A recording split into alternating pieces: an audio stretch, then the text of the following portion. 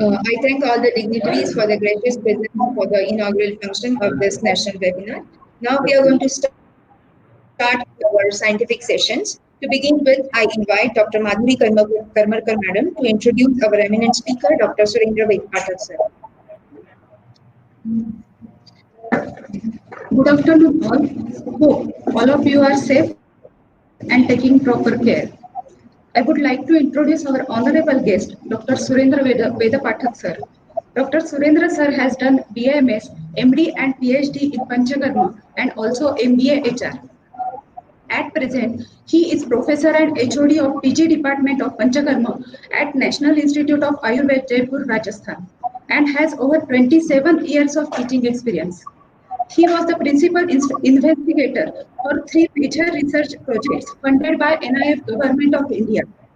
Dr. Surendra sir was invited as an Ayurvedic expert for roundtable meeting with President of India, Honorable Sri Ramnath Kovind at Rashtrapati Bhavan, New Delhi. Till date, sir has published 82 research papers, 2 books, 3 book chapters, and 1 DVD. Dr. Surendra sir was honored with gold medal for his MD Panchakarma dissertation.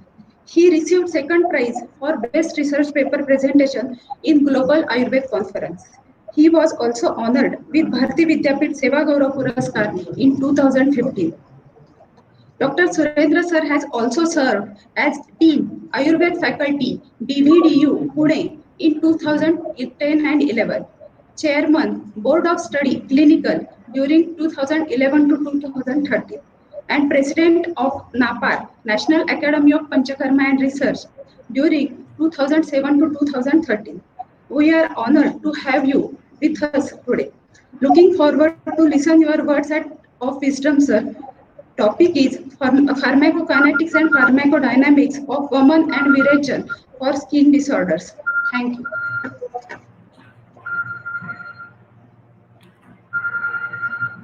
So hello, I am audible? Hello? Yes, yes. Yes, sir, yes. Thank you.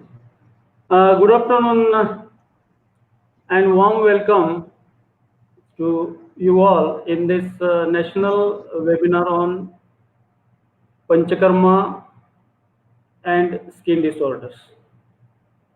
I am Professor Surendra Vedpathak. First of all, I thank Honorable President and Honorable Secretary of Ayurveda Seva Sangha Nashik. And also I thank Honorable Chairman College Committee and Honorable Principal and organizing members of this event of Department of Panchakarma Ayurveda Seva Sangh Nashik. Also for giving me this opportunity as a guest speaker in this national seminar. Today's lecture motto is, or the theme of this, I discussed with the HOD Savita Kulkarni madam, that there is a confusion about the Samprapti of Snehan Swedan and Samprapti of Vamana Virechan. That's why I have chosen this topic for today's lecture, the pharmacokinetic and pharmacodynamics of Vamana Virechana for skin disorders. I will share my PPT.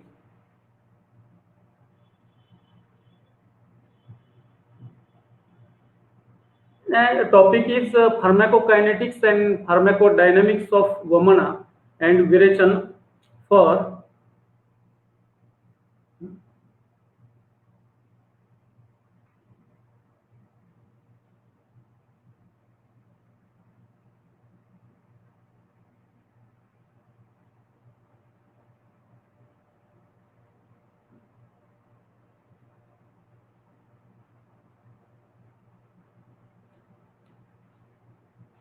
the topic is pharmacokinetics and pharmacodynamics of Vamana and Virechan for skin disorders.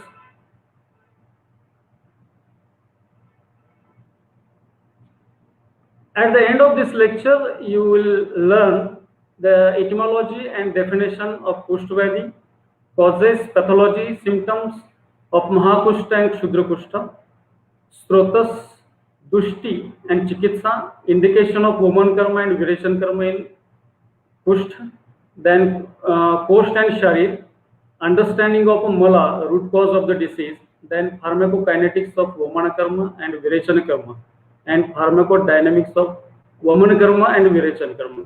And at the end, I will share you my experiences in clinical study. The Kushnati Vopuha iti Kushtam means loss or decreasing power of touch or sensation of the skin is the, and the definition given is by the Acharya Vagbhat, a skin disorders in which dearranged complexion and vitiation and delay in treatment causes ruin and loss of touch or sensation in the skin. These are the hetus. There are the hetus described accordingly, the Vataj, Pittaj, Kapach. They are most responsible for the causing the vitiation of the doshas in the body by these the given hetus. I will give example. There is a sheet. You know the properties of Vata dosh. Tatra rukshaha laguha shitaha khara sukshma chalwanila. If patient repeatedly or excess using the sheet entities in their ahar and vihar, after that the doshas in the body constituent, that dosha will increase. And in the clinical diagnosis, the importance of this hetu is given because you know the nidana parivarjane chikitsamevo means the you keenly or observations you take a correct history of the patient and which hetu is more responsible, you find out, and accordingly you told to the patient for the nidana parivarjan. Means these are most important given these hetus for the skin diseases. There are total 21 hetus, and accordingly Vataju, Pittaju, Kapach are responsible. Then the Samanya Samprapti or pathology of the Kushta disorder given by the Acharya Charak. First, three doshas will be vitiated by the given hetus or causes, and after that the skin, blood and lymph, these are the dhatus, body constituents, are vitiated by these doshas. And after that the seven dravyas are the pathogenic material for the Mahakushta and Kshudra Kushta. Hence for the 7 types of Mahakushta and 11 types of Kshudra Kushta arise in the patient body. No Kushta or Kushta it is a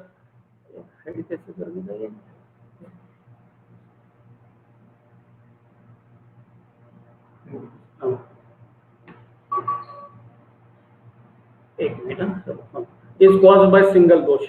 Means all kushtas are of tridoshas, vitiated by tridosha. Then I have given the diagrammatic presentation of the samprapti, the pathology of the skin disorder. The various causes will be vitiated. First doshas in the body, which vata, pitta or kapha, and then these vitiated doshas can vitiate the dhatus like taka, rakta, mouse or ambu. संप्राप्ति में ऐसा कि हेतु दोष दुष्ट सम्मूर्छना जनित व्याधि means first दोष will be विशेटेड, पहले दुष्ट हो जाता है कारणों से और बाद में धातु विशेष हो जाता है, धातु दुष्ट हो जाता है और बाद में ये व्याधि की संप्राप्ति यानी पैथोजेनेसिस बताया है, संप्राप्ति हो जाती है. तो this is a diagrammatic presentation of samanya samprapti of kushta disease. Then there are given the कुष्ठ पूर्व रूपा symptoms of प्रोडर्माटा स्टेज।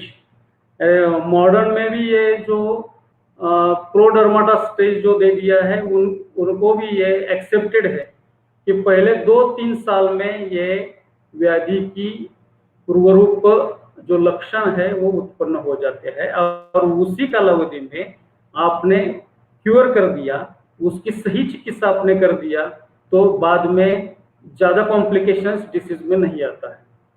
मीन्स ऐसा है कि ये जो पहले 2-3 साल में ही ये चिकित्सा करना चाहिए। तो इसमें लॉस ऑफ टच और सेंसेशन, एक्सेसिव और no perspiration, derange complexion, appearance of rashes, horripilation, itching, piercing pain, exertion, exhaustion, burning and sensation benumbed organs, these are the prodromata stage.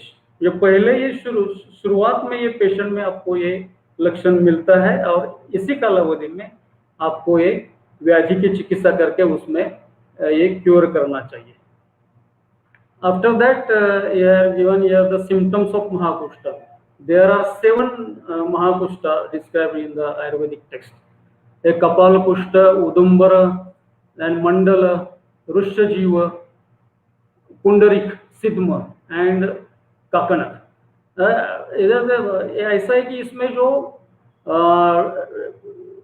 लक्षण जो बताया है, लक्षण के अनुसार लक्षण means the symptoms are the group of the symptoms, disease means group of the symptoms. अलग अलग तरीके के इसमें जो लक्षण बताइए है, तो अकॉर्डिंगली उसका जो फीचर्स है और वात पित्त दोष जो बताया है उसके अनुसार इसमें जो लक्षण उत्पन्न होते हैं, उससे आपको एक डायग्नोसिस करने के लिए भी इसमें आपको उसका कलर कैसा है, उसमें वात दोष के लक्षण उसमें मिलते हैं क्या नहीं मिलते हैं, तो ये उससे फीचर्स है। तो रफनेस है क्या नहीं है, उसमें इचिंग होता है, कंडू है तो ये कफज है, रेडनेस उधर रहेगा तो ये पित्तज है।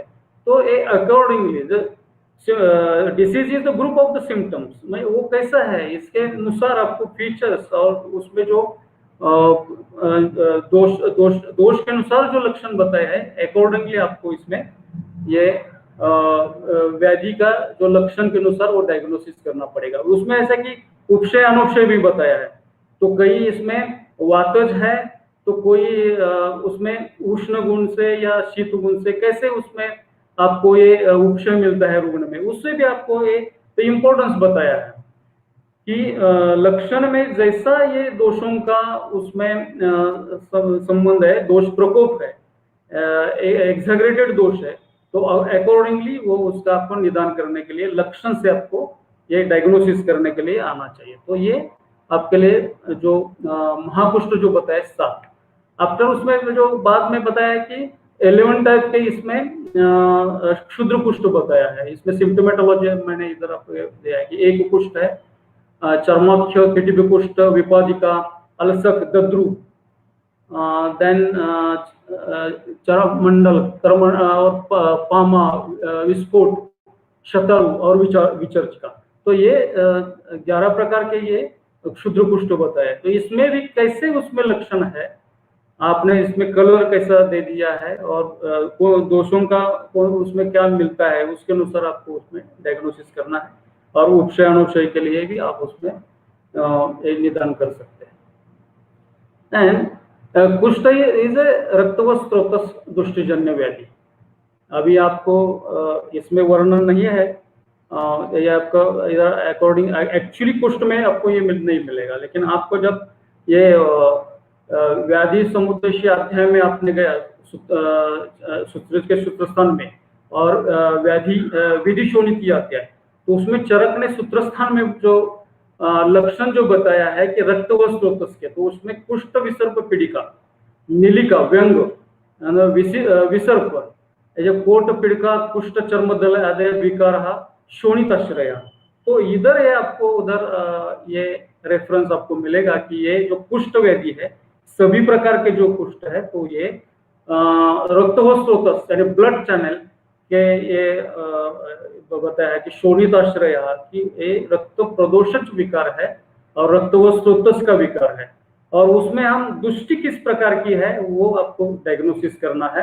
अति प्रवृत्ति है एक्सेस ऑफ धातु और धातु विमार्ग गमन, चेंज ऑफ रूट, मीन्स ये जो कॉजेस से, हेतु से दोष प्रकोप होता है, दोष प्रकोप से दोष दुष्ट जनित व्याधि, सम्मूर्छना जनित व्याधि, ऐसा जो बताया है कि धातु में ये दोष फिर जाते हैं। तो इसमें त्वक, रक्त, मांस और अंबु यानी स्किन, ब्लड, मसल, लसिका, इसमें ये दोष जो है दुष्ट दोष उसमें जाता है, इसीलिए ये अति प्रवृत्ति, एक्सेस ऑफ धातु और धातु विमार्ग गमन। तो इसीलिए आपको ये संप्राप्ति रक्त व स्रोतस में आपको उसका फाइंड आउट करना पड़ेगा और उसी तरीके से आगे मैं चिकित्सा बताने वाला हूँ। तो ये रक्त व स्रोतस की डिसऑर्डर है, कुष्ठ सभी प्रकार के इसमें आते हैं। ये है कि बाद में रक्त व स्रोतस का मूल क्या है, आयुर्वेद में बताया है, चरक ने जो बताया है ये यकृत मूल प्लीहा, ये यकृत और प्लीहा ये मूल बताया है। और जो सुश्रुत ने जो बताया है यकृत, प्लीहा और रक्त वाहिनीश्च दमन्य, लिवर, पैंक्रियाज और आर्टरीज। मूल स्थान में हम हमेशा ये निदान करते समय उसका स्रोतस परीक्षण और बाद में जो है कि ये कौन सा मूल स्थान है, और मूल स्थान में आपने जो दुष्टि है वो देखा, तो ये क्योर करने के लिए, व्याधि की चिकित्सा करने के लिए आपको ये फलदायी होने वाला है और बाद में वो आपको इजी हो जाता है। आप इधर आप इसका विचार नहीं करेंगे कि ये मूल स्थान क्या है, स्रोतोमूल क्या है और स्रोतस कौन सा है और हमने क्या आगे सोचना चाहिए, चिकित्सा कैसे करना चाहिए और प्लान ऑफ ट्रीटमेंट। तो ये इसमें इम्पोर्टेंट है।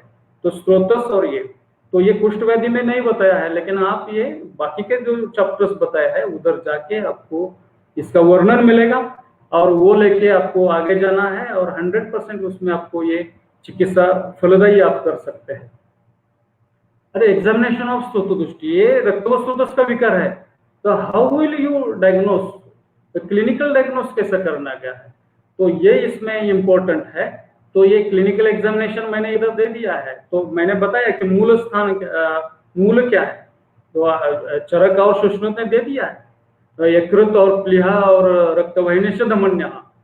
तो ये स्पर्श परीक्षा करिए और पीड़ना सहत्व, on deep palpation you get काठिन्य, हार्डनेस, और ये पीड़ना असहत्व, पेशेंट में असहत्व लगता है, यकृत प्रदेश है, अपने एब्डोमिनल में जो कॉन्ड्रियम्स जो 9 कॉर्डे बताया है, तो उसमें आपने जो लिवर का जो प्रदेश है, यकृत प्रदेश, उधर आपने पल्पिटेशन किया, डीपली पीड़न करना है।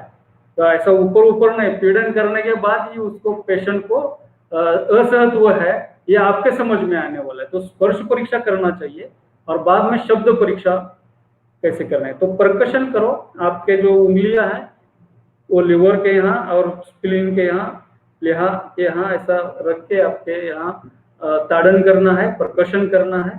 तो आपको घननाद आ गया, ये गुरुता, घननाद और आकाशीय नाद, देयर आर नंबर ऑफ नाद का जो टाइप्स बताया है अलग अलग है। तो ये कैसे नाद है, तो उसके अकॉर्डिंगली आप इधर करने का कि स्रोतदुष्टि है, रक्त व स्रोतस की दृष्टि है। सपोज पेशेंट में ये लक्षण आपको नहीं मिलता है कि पीड़ना असहत्व है और काठिन्य नहीं है, ताड़न परीक्षा में घननाद नहीं आ रहा है, तो आप इधर if above said findings are absent then rule out through symptoms. मैं ऑब्जर्वेशन आप सिम्टम्स से करें, सिम्टम्स पेशेंट में क्या है, लक्षण पेशेंट्स में क्या है, तो ये देख के आपको ये निदान आपको जो है स्रोतदुष्टि कैसी है ये आपको निश्चित ही करना है। तो इसमें देखिए मैंने I have given here the examination of स्रोतदुष्टि बाय लक्षण, सिम्टम्स, और रेफरेंस भी दे दिया है। तो इफ ये लिवर में स्रोतदुष्टि है तो you will observe the fever in the patient and constipation, then loss of appetite, pain and heaviness at the thoracic region, veins of the liver are visualized and occasionally cough and headache and common cold। Means आपको ये स्रोतदुष्टि निश्चित करने के लिए ये जो महाकुष्ठ और क्षुद्रकुष्ठ के लक्षण है, साथ साथ में ये आपको लक्षण मिल गया तो ये समझना चाहिए कि स्त्रोतोदुष्टि है, और आगे हम जो प्लान ऑफ जो है ये वोमन विरेचन कैसे आप जाना है मैं आगे बताने वाला हूँ। तो सिम्टम्स ऑफ स्त्रोतोदुष्टि प्रेजेंट इन स्प्लेन में उसमें लॉस ऑफ डाइजेस्टिव पावर बताया है, high fever, general weakness, drowsy, pain after palpation and at the site of pliha, then after some period hardness observed at the site of spleen. In excessive stage में आपको ज्यादा स्रोतरोध है ये स्रोतोस में, तो ये उसमें gases sound from large intestine and descending colon, तो ये लक्षण आपके उसमें आपको ऑब्जर्व करना है, और अकॉर्डिंगली आप ये जो ट्रीटमेंट है उसका प्लान कर सकते हैं। तो एग्जामिनेशन ऑफ स्त्रोतोदुष्टि दो प्रकार की है, एक क्लिनिकली एग्जामिनेशन है कि उसमें स्पर्शस्वत्व है या नहीं है, और नाद जो है परकशन जो है उससे, और वो नहीं मिल गया तो आपके ये अकॉर्डिंगली ये जो लक्षण बताया है और लक्षण के अनुसार आपको ये निश्चित करना है कि स्त्रोतोदुष्टि है। और आप मैं आगे में प्लान बता रहा हूँ कि panchakarma therapies are advice in रक्त व स्त्रोतस व्याधि में, रक्त व स्त्रोतस में दुष्टि है और उसमें व्याधि ये चिकित्सा करने के लिए बताया, तो विरेचन यानी परगेशन ऑन फास्ट डाइट और ब्लड लेटिंग, जब पंचकर्मा से ये विरेचन और शोणित विश्रावण ये दो कर्म का या थेरेपी का इधर उल्लेख आ गया। इसमें बताया है कि panchakarma therapies are advice in रक्त व स्त्रोतस, इसमें वोमन बस्ती और इसका नहीं है, लेकिन आगे मैं आपको क्लियर करने जा रहा हूँ। ये देखिए, वोमन इज प्री ऑपरेटिव ऑफ विरेचन, अकृत वोमनस्य विरेचन औषधाने दोषः, ये विदाउट वोमन अब विरेचन कैन कॉज कॉम्प्लिकेशंस। स्नेहन स्वेदन विल डू, आप स्नेहन स्वेदन कर रहे हैं बाद में उत्क्लेश हो जाता है ऑफ कफा, एंड विरेचन विल ब्रिंग कफा टुवर्ड्स द ऊर्ध्व भाग में, आपने विदाउट वोमना आप ये विरेचन कर रहे हैं तो उसमें ये दोष जो है ऊर्ध्व भाग में जाते हैं, ऐसा ये वाग्भट ने ये जो अष्टांग संग्रह ने ये बताया है कि अकृत वमन में आपको विरेचन करना है तो वमन करके ही विरेचन देना है। तो इसमें पहले स्लाइड में बताया, इधर विरेचन बताया है, तो इसलिए मैं आपको बताने जा रहा हूँ कि विरेचन करना है तो वोमन करके ही फिर विरेचन करना चाहिए। बाद में बताया कि वोमन इज पूर्व कर्म प्री ऑपरेटिव ऑफ विरेचन, वाग्भट में हृदय में बताया है कि ये अथैन वामितम भूया स्नेह स्वेदवाद श्लेष्मकालिगत अज्ञात कोष्ठ सम्यक विरेचन, तो वोमन इज पूर्व कर्म बताया। वोमन एंड विरेचन आर एडवाइस इन कुष्ठ एंड स्किन डिसऑर्डर्स, ये देखिए डायरेक्ट प्रीडोमिनेंट इन कफ है तो वोमन इन प्रीडोमिनेंट कफा, एंड विरेचन जो बताया एंड रक्त मोक्षण blood letting in those predominant in पित्त, तो वोमन एंड विरेचन आर एडवाइस इन कुष्ठ मीन्स रक्त व स्त्रोतस में नहीं आपको उल्लेख मिलेगा, लेकिन ये तो डायरेक्ट आपको इधर रेफरेंस है कि स्किन डिसऑर्डर्स में कुष्ठ में उधर वोमन और विरेचन देने के लिए बताया है, तो ये क्लियर हो जाता है आपके लिए।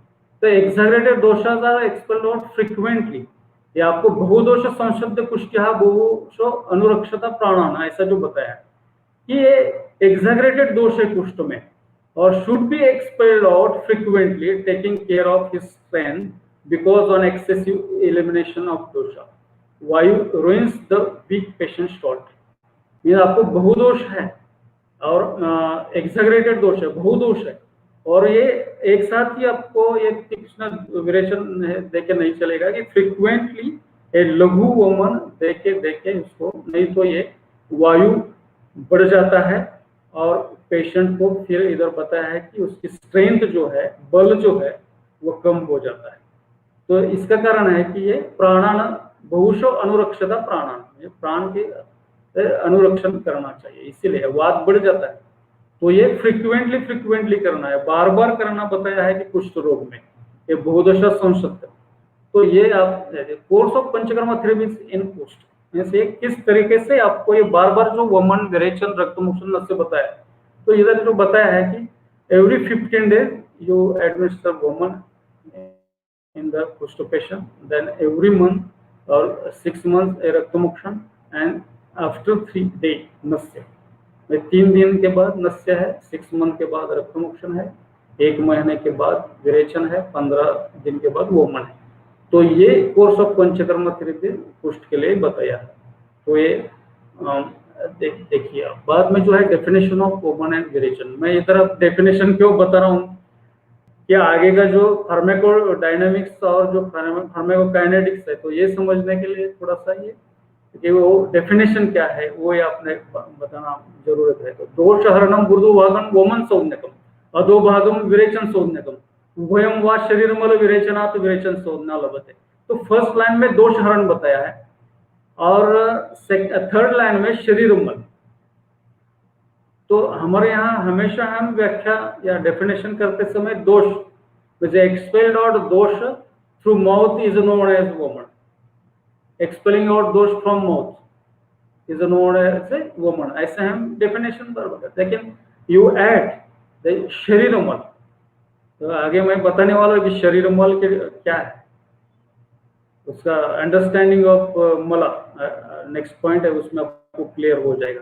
तो विरेचन में एक्सपेल आउट दोष शरीरमल through anus is known as विरेचन। तो एक ही इधर डेफिनेशन है वोमन विरेचन की, उसके लिए दोष भी आया है शरीर वयम व शरीरमल विरेचना तो विरेचन शोधना लभते। तो यह मदन फल एंड देवदली पोटेंशियल जो उसका जो एक्टिंग जो एक्शन जो है एक्सपेल्ड आउट विशेडेड कफ पित्त मल, तो ओनली कफ दोष के लिए नहीं है। तो अपक्व पित्त और श्लेष्मा उसको बाहर निकालता है। विशेडेड कफ एंड पित्त bring from the site and expelled it through mouth और एनस इज नोन एज संशोधन।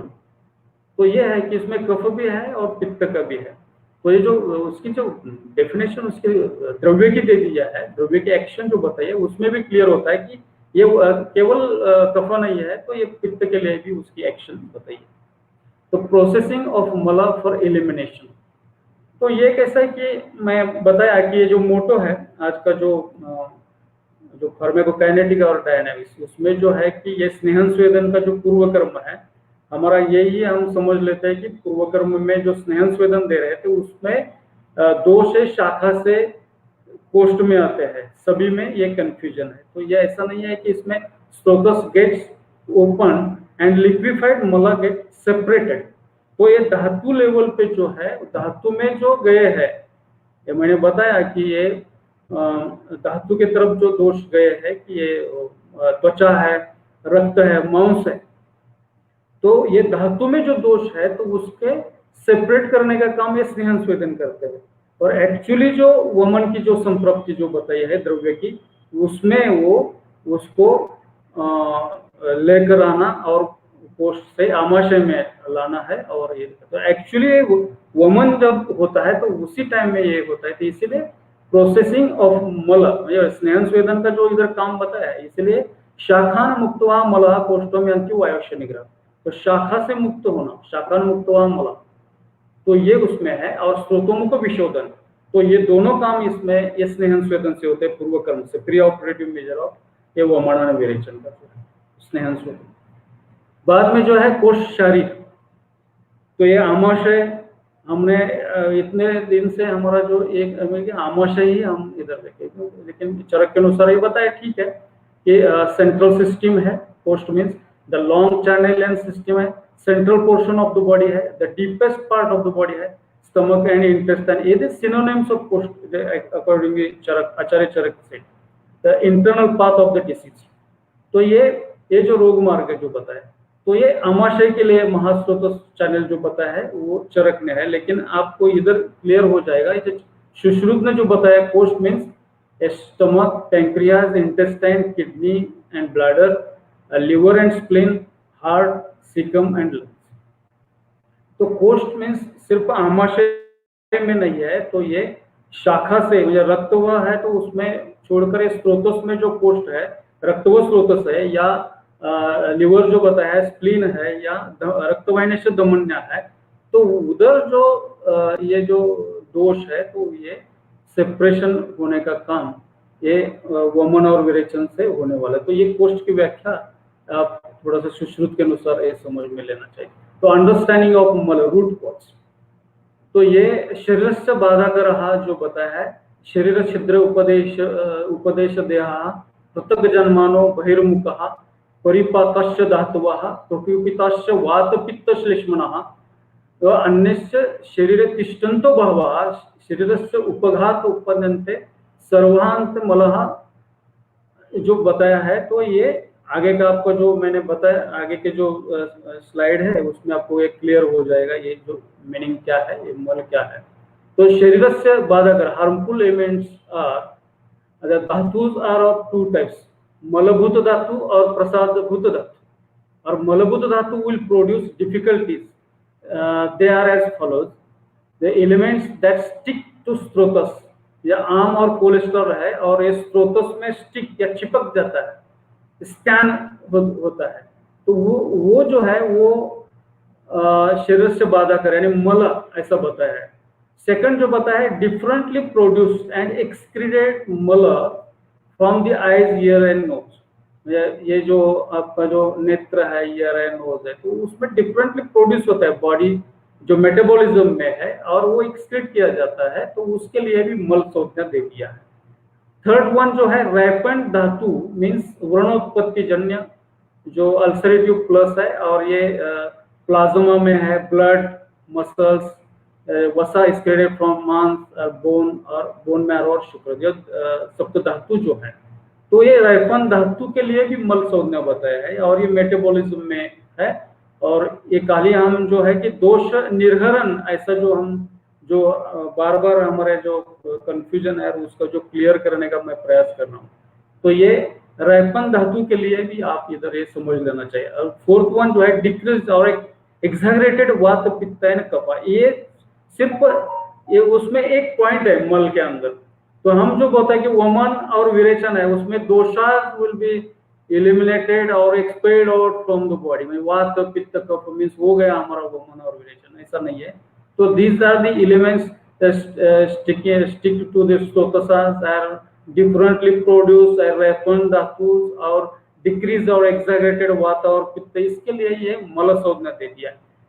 तो ये मॉडर्न पर जो प्रेजेंट इरा पर्सपेक्टिव से ये जो वात जो है, वात मींस क्या है, वायु means arena that फिल्स the gaps and the minute and large pores of the body. ये बुक का इधर मैंने रेफरेंस दे दिया है। थायरोक्सिन है, अभी रिसेंटली जो रिसर्च हो गया तो उसमें थायरोक्सिन ये जो उसका है तो ये जो वात दोष के रिलेटेड है। और पित्त means the fluids like gastric juices used for digestion and nutrition, pancreatic juice and blood or much of the substances latent in these fluids are included in pitta dosha। ये भी इधर रेफरेंस मैंने दे दिया है। तो ये पित्त दोष यानी ये नॉर्मल आपके स्थान पे है तो और उसमें दुष्टि उत्पन्न होके और स्थान छोड़ के गया है, वृद्धि जो बताया है, तो ये बाद में पित्त दोष यानी वृद्ध पित्त यानी दुष्ट पित्त ऐसा उत्तर है। एंड्रोजन अभी रिसेंटली जो रिसर्च हो गया तो उसमें एंड्रोजन से रिलेटेड है पित्त के जो दोष, ये आप समझ लीजिए। बाद में जो है कफ दोष, कफ denotes all fluids and solid parts of the body like saliva, lymph, plasma, fat, mucosa, mucous membranes and mucosa when they are at their proper places are called as कफ दोष। ये कफ दोष जो है कि ये जो फ्लूइड्स जो है सॉलिड और ये जो सलाइवा और जो लिम्फ, प्लाज्मा, तो इसके लिए है कि ये अपने अपने प्रॉपर जगह पे है। तो अभी इसमें आपने बताया कि ये वृद्धि प्रसर जो हो गया है तो उसमें ये नहीं होता है कि उसमें दुष्टि होके वो दूसरे स्थान में चला जाता है। तो इसीलिए कफ denote the mucus in the terms of mucopolysaccharides, ये इधर रेफरेंस मैंने दे दिया। और टी सेल्स है इम्यूनिटी के लिए, तो ये immunity also pushed is the immuno, इसमें जो है इम्यूनिटी का जो बताया है तो ये भी सप्रेशन डिसीज बताया है। तो इसमें भी ये अभी जो रिसेंट रिसर्च हो गया तो ये भी आप समझ लेना चाहिए, प्रकृति and its association with metabolism. तो ये अभी मेन जो मोटो जो आप है तो उसके लिए फार्माकोकाइनेटिक्स ऑफ वुमन एंड विरेचन। तो इसमें तत्रोष्ण तीक्ष्ण सूक्ष्म व्यायवी विकासी औषधानि सोवीर्येण हृदयं पेत्य धमनी श्रुत्य स्थूलानि श्रुत सभ्यम। तो मैंने इधर आगे जो आपको डायग्रामेटिक जो प्रेजेंटेशन है उसमें क्लियर हो जाएगा कि ये हृदय में जाता है, फिर धमनी है, ये है। इसमें आपको जो हम हमेशा बार बार इसका जो हमने जो समझ में ले लिया है, तो थोड़ा सा अलग तरीके से अभी मैं इधर आपको बता रहा हूँ। ये देखिए कि ये डायग्रामेटिक प्रेजेंटेशन मैंने इधर दे दिया है। तो ये जो उष्ण गुण है, जो प्रॉपर्टीज जो है द्रव्य की, जो वमन और विरेचन, उसमें हॉट, शार्प और जो सप्टल और जो उष्ण, तीक्ष्ण, सूक्ष्म, व्याय, विकास जैसे जो जो गुण बताए हैं। तो एक्चुअली क्या होता है कि आमाशय में जो है कि आमाशय में जो उसमें जो श्लेष्मल जो कला है, तो उसमें ये स्टिमुलेशन होता है और उससे जो इम्पल्स और जो इनपुट है वो ब्रेन को मिल जाता है। तो ये सिंपैथेटिक पैरासिम्पैथेटिक एक्शन है।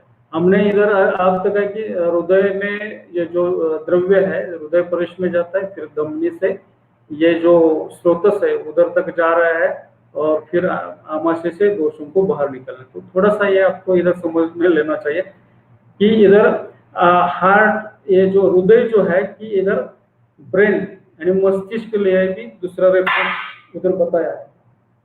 तो ये ब्रेन जो है तो मस्तिष्क, तो ये उधर से ब्रेन सेंटर में जो वोमिटिंग सेंटर है, तो उसको इनपुट मिलने के बाद ये वमन की जो क्रिया है ये होने वाली है। और जो नर्व्स है सिंपैथेटिक पैरासिम्पैथेटिक, आगे में और आपको क्लियर हो जाने वाला है। और इधर आपका जो फार्माकोकाइनेटिक्स जो है, तो ये स्थूल एंड सूक्ष्म स्रोतस है, चैनल है, केवलम दोषः संगतः। तो इसमें जो स्रोतस है, तो स्रोतस में जो उधर जो अभी मैं रक्तव स्रोतस दुष्टिजन्य विकार है कुष्ठ में, तो उधर ये हमारा जो द्रव्य के जो प्रॉपर्टीज है जो उष्ण तीक्ष्ण है, तो उधर जाकर उधर जो दोष है यानी मल है, मैं अभी शरीर मल बताया है, तो वो उसको छिन्न भिन्न करने का उधर बताया कि उष्ण गुण है विच्छंदिति और तीक्ष्ण गुण विच्छंदिति और विच्छंदन वो करने का कारण एक्चुअली वमन और विरेचन के जो प्रोसीजर आप थेरेपी चल रहे हैं प्रोसीजर, उसी टाइम ये होने वाला है। तो पहले से नहीं है और स्नेहन स्वेदन करने के बाद उधर खाली वो प्रिपेयर्ड हो जाता है और ये धातुओं से छुड़ाया जाता है। तो धातु जो है उसमें सेपरेट करने का काम स्नेहन स्वेदन करता है और विलयन करने का काम हो जाएगा उसमें जो संप्राप्ति में जो बताया है। यदि एक्चुअली जो मोड ऑफ एक्शन है तो वो होने वाली है। बाद में आमाशय से ऊर्ध्वभाग और अधोभाग से मुख और गुदमार्ग से दोषों को संशुद्धि, वमन और विरेचन ऐसे बताया। तो आगे आपको और थोड़ा सा इससे जो मेन जो काइनेटिक है आपके समझ में आएगा। ये सूत्र है, सूत्र से भी आप आगे जो डायग्रामेटिक प्रेजेंटेशन है ये देखिए। इधर जो है कि पेशेंट में जब हम ये वमन विरेचन का द्रव्य हम दे रहे हैं तो उसमें स्वेट प्रादुर्भाव हो जाता है, परपरेशन यानी sweating on the frontal head. तो इसका मीनिंग है कि दोषस started melting in the body, ये लिक्विफाई हो जाता है। मैं दोष प्रविलियन, तो दोषों का विलयन होता है। तो एक्चुअली आप जो 45 मिनट वमन और विरेचन के औषध देने के बाद जो संप्राप्ति होने के लिए जो टाइम दे दिया है, कालावधि जो दे दिया है, किसी में थोड़ा सा 10-15 मिनट में होता है, किसी में 15-20 मिनट के बाद होने वाला है, वो तो डिफरेंस आपको मिलेगा। लेकिन ये संप्राप्ति उसी टाइम में होती है, ये मुझे इधर बताना है कि ये फार्माकोडायनेमिक्स है। तो इसमें क्या होता है कि बाद में लोमहर्ष हरिपुलेशन, मुझे ये रोम और रोमन जो होता है कि ये स्किन के ऊपर आता है, तो उसका मतलब है कि इसमें स्थान से प्रविचलित हो गया, दोष have started moving from its own position. जिधर है लॉज्ड है दोष, जो स्रोतस में मैंने बताया, और जो मूल स्थान जो है पूरा जो स्रोतस जो बताया उधर से ये दोष मूव होने के लिए सेकंड उसकी स्टेज बताइए है। बाद में जो है थर्ड जो है रुल्लस, तो ये occurrence of nausea and salivation. तो इसका जो मीनिंग है कि ऊर्ध्व मुखा, द मूवमेंट्स ऑफ द दोषास अपवर्ड एंड डाउनवर्ड्स, ये वमन या विरेचन होने का रुल्लस लक्षण उसमें मिलता है। और अधमान है, distension of the abdomen. Actually कुक्षी में यानी आमाशय में, उदर में दोष आ गए, doshas are shifted to the intestine. तो एक्चुअली वोमन और विरेचन हम उसी दिन दे रहे हैं, तो ये डायनेमिक्स उसमें, काइनेटिक्स मीन्स कि ब्रेन के जो सेंटर्स है उधर कैसे जाता है, और बाद में ये उसके जो द्रव्य की एक्शन कैसी हो रहा है कि किधर किधर ये जो मल जो है, दोष जो है, किधर किधर आके बाहर चला जा रहा है, वही डायनेमिक्स है। और काइनेटिक्स में दोषों की ये द्रव्य की एक्शन कैसी हो रही है, तो किधर किधर जा रहा है, और बाद में दोष जो हमारा जो मेन मोड ऑफ एक्शन है तो वो कैसी हो रही है। एक्चुअली उसमें दोष वमनोशिष्ट द्रव्य से ये मल और दोष वो निकल जा रहे थे, तो इसके लिए इधर देखिए आपने जो पहले में इसका फर्स्ट स्लाइड जो था कि उसमें जो एक्शन जो बताइए कि आमाशय है, हृदय में जाता है, फिर धमनी में जाता है, आमाशय में जाता है, तो ये कहीं इसमें क्लियर कट इधर एनाटॉमी ऑफ वुमन मैंने दे दिया है। तो पेशेंट जब ये द्रव्य जो उसको आप दे रहे हैं administered in the patient, then this medicine reach to the pylorus region of the stomach. Pylorus में वो जाता है स्टमक, और उसके बाद गैस्ट्रिक मिकोजा गेट स्टिमुलेटेड। वो स्टिमुलेशन उधर होता है मिकोजा में, वो वोमन का औषध देने के बाद ये पायलस रीजन के यहाँ जाएगा, और फिर स्टिमुलेशन उधर गैस्ट्रिक म्यूकस का मिलने वाला है। और बाद में वेगस नर्व और सिंपैथेटिक नर्व है, रिसीव्स द इंफॉर्मेशन, जो स्टिमुलेशन जो गैस्ट्रिक म्यूकोसा को हो रहा है तो वो वेगस नर्व और सिंपैथिक नर्व को इंफॉर्मेशन उसका मिल जाता है। और बाद में vomiting centres in the brain है gets this input, vomiting centre के लिए मिलेगा, और बाद में इसके जो है फ्रेनिक नर्व जो है gets impulse to the diaphragm, वो डायफ्राम को लिए मिलता है। और बाद में जो है वेगस और sympathetic nerve get impulse to the throat, stomach and thoracic muscle. तो उधर ये इंपल्स मिलने के बाद जो वोमन की क्रिया किस तरह से होती है कि ये जो डायनामिक्स जो है कि ये पहला काइनेटिक्स, वो पहले कैसे ड्रग्स एक्ट कर रहा है, तो वो आपके समझ में आ गया तो वो क्लियर हो जाएगा। तो abdominal muscles, the spinal nerve को मिलने वाला get impulse to the abdominal muscles के लिए मिलने वाला, और बाद में throat and palate receives impulse from the cranial nerve. और इमिसिस बाउट, जो वोमन का जो वेग आ रहा है by the sense to the throat like a machine जैसा ये काम होता है। तो ये सिंपैथेटिक और पैरासिम्पैथेटिक का जो होने वाला है कि फार्माकोकाइनेटिक ऑफ वोमन द्रव्य जो बताइए, उसमें देखिए कि एक्चुअली उसमें ये एक्चुअली उसी दिन ये सब होने वाला है, स्रोतस पे है, ये जो ऑर्गन्स है तो उसमें ये काम करता है कि ये स्नेहन स्वेदन से ये नहीं हो रहा है। बाद में ये एनाटॉमी ऑफ विरेचन भी दे दिया है, जो medicine reach at the small intestine get and absorb, after that active principle are transported into the blood को ये मिल रहा है। और जो एक्टिव प्रिंसिपल्स जो मेडिसिन में विरेचन द्रव्य के और reach into the large intestine, वो लार्ज इंटेस्टाइन के लिए जाएगा और उसमें बोवल मूवमेंट्स कैन इंक्रीज, ये बोवल मूवमेंट्स इंक्रीज हो जाता है। और this input purgation centre in the brain, medulla oblongata, ये बाद में बोवेल के यहाँ जब ये जाता है मूवमेंट्स इंक्रीज हो जाता है तब ये परगेशन सेंटर को होता है। और बाद में ये movements can be controlled by spinal cord and centre anal sphincter के लिए। तो उसमें और सेकंड सेंटर जो बताया है स्पाइनल कॉर्ड और सैक्रम जो वर्टिब्रा है सेकंड, थर्ड और फोर्थ, तो वो कंट्रोल किया जाता है कि बाद में purgation bouts by the sense to the anal sphincter like machine की तरह से हो रहा है। तो उत्तम वेग आना और मध्यम वेग और वो कंट्रोल जो है तो ये स्फिंक्टर से जो और ये जो सेंटर्स बताया है उधर से होने वाला है, विरेचन का होगा। तो I will share the my experiences after woman के बाद हमने ये जो क्लिनिकल इवैल्यूएशन कुटोजादी तेल है और वोमन पेशेंट में दे दिया है, और बाद में 21 दिन का हमने उसमें कोर्स कर दिया कि कुटोजादी तेल है, पंचवल कल्कवात और सिद्ध जल है, उसमें मधु गोघृत और अभ्य अनुलोमक विरेचन है। ये एक कुष्ठ में हमने ये क्लिनिकल स्टडी किया है, उसका थोड़ा सा एक स्लाइड्स में शेयर कर रहा हूँ। तो objectives are to assess the reduction in cardinal signs of कुष्ठ. These are the symptoms, Swedanam, Mahavastu or Mashashakalokamam. And to assess the reduction in Vruddhisthana Prasar symptoms like Vrana Aropan, then Supti Vruddhi, then Vrana Visarpan, then Paka, Raga, Daha, Spota, Srava, Kandu, Vaivarnya. These are the symptoms, objectives of our study. That schematic diagram I have given here. Single group है और उसमें first assessment अब 0th day को हमने किया है और intervention जो दे दिया है मेडिसिन का वो 21 डेज है.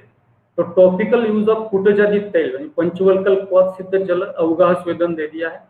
तो इंटरनल मेडिसिन कुटजादी तेल 10 ml और गोघृत 5 ml और मधु 5 ml और अभया 250 मिलीग्राम ट्वाइस डेली, 2 बार दिन में दे दिया. और second assessment you have done on the second day, the 22nd day, और द intervention continued internal medications of up to 90 days. Assessment इसमें किया है कि 98th डे को किया है और ये ऑब्जर्वेशन रिजल्ट हमने जो फॉलोअप जो लिया है 45th day, 4th day, 5th और 6th डे मंथ्स में किया है, सिर्फ फॉलोअप लिया है. लेकिन 21 days duration of the treatment है. तो इसमें जो कुटजादी तेल है तो ये इसमें 6-7 इंग्रेडिएंट्स है. ये अनुभूति हमने जो इसमें बनाया है कुटजादी तेल वाग्भट चिकित्सा स्थान में जो बताया कुटज अग्निमंत निम्ब वगैरह खदीर रसना सप्तपर्णा है और उसमें हमने ऐड किया है मंजिष्ठा और नारिकेल तेल जो है कोकोनट ऑयल में हमने ये सिद्ध किया है. बाद में जो इंग्रेडिएंट्स ऑफ कुटजादी जो तेल इधर मैंने फोटोग्राफ दे दिया है. कुटजादी है, आरगवत, सप्तपर्ण, चित्रक, खदीर, मंजिष्ठा, निम्ब और असन और ये कोकोनट ऑयल हम इसका बेस है. तो ये प्रोप्राइटरी मेडिसिन है और प्रिपरेशन मेथड इधर दे दिया है. लास्ट प्रोडक्ट जो है बॉटल्स में ये हम टॉपिकल यूज किया है और इंटरनली भी दे दिया है कुटजादी तेल.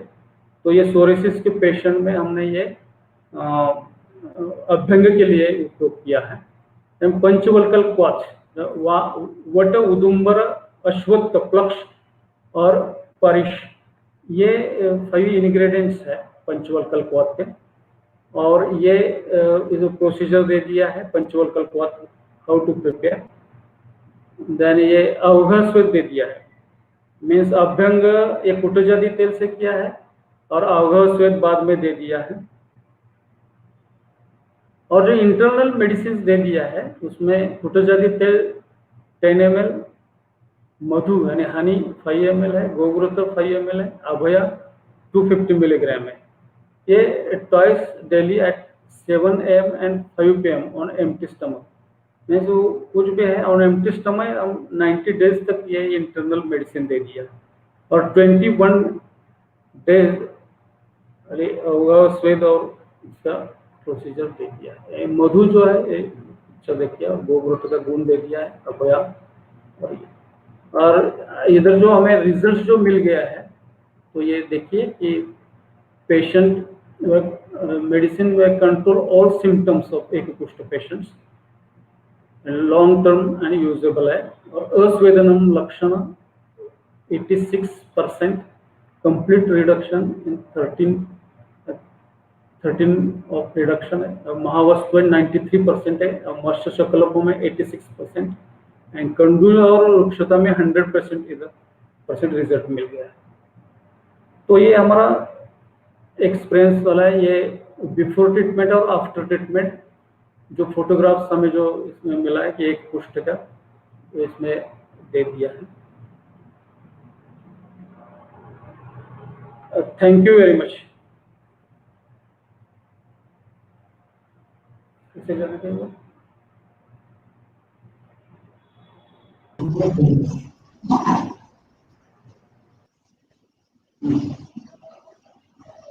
Thank you. Thank you very much.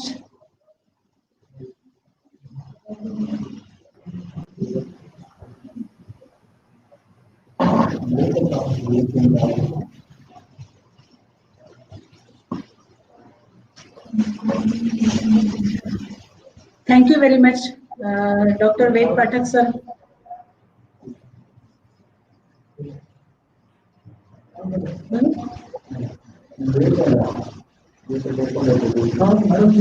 Thank you very much doctor Ved Pathak sir, बहुत अच्छी तरह से आपने ये समझाया कि वुमन विरेचन से इतने रिजल्ट्स तो मिलते हैं, लेकिन किस वजह से मिलते हैं ये बहुत लोगों को पता नहीं चलता।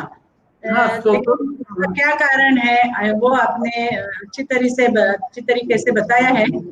अगर अभी इसके बारे में कुछ अगर क्वेश्चंस हैं तो वो सेशन के वेबिनार के लास्ट में हम उसके लिए उत्तर उसके आंसर्स दे देंगे। अभी किसी के अगर क्वेश्चन है तो आप चैट बॉक्स में क्वेश्चन आप सेंड कर सकते हैं। अभी मैं श्रावणी कुलकर्णी मैडम के लिए उनके पास ये माइक ये सौंप देती हूँ आगे के सेशन के हिसाब से। Thank you sir again. Okay, thank you.